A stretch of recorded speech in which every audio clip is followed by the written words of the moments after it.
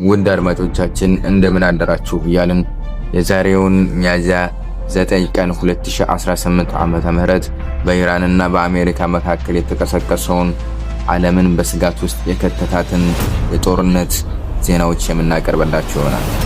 ዛሬ ግን ከመቼውም ጊዜ በላይ የዲፕሎማሲና የጦርነት ነጋሪዎች ፊት ለፊት ተፋጠው አምሽተዋል። በፓኪስታን አስተናጋጅነት እየተካሄደ ያለው የሰላም ድርድር የመጨረሻ ምዕራፍ ላይ መድረሱን ተሰምቷል። በቀጣዩ ሰዓታት ውስጥ የድርድሩ ውጤት በዝርዝር ይፋ እንደሚሆን ይጠበቃል። እዛ የነበሩ ታዛቢዎች እንዳሉት ከሆነ ዛሬ ሚያዝያ 9 ቀን ለሁለቱ ሀገራት የመጨረሻ ዕድል ናት። ድርድሩ ካልተሳካ ወታደራዊ ግጭቱ ወደ ምድር ጦርነት ሊሸጋገር እንደሚችልም ይገመታል። በአንጻሩ ስምምነት ላይ ከተደረሰ ዓለም ካለፈው የካቲት ወር ጀምሮ ከገባችበት የጦርነት አረንቋ ወጥታ ወደ ሰላማዊ ምድር እንደምትመለስም ይጠበቃል።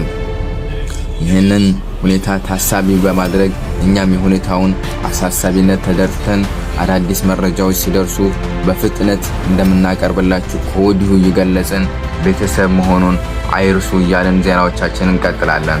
የዓለም ሰላም በዲፕሎማሲ ጠረጴዛ ላይ ይወሰን ይሆን ወይንስ የመድፍ ድምጾች ይቀጥሉ ይሆን? አብረን የምናየው ይሆናል።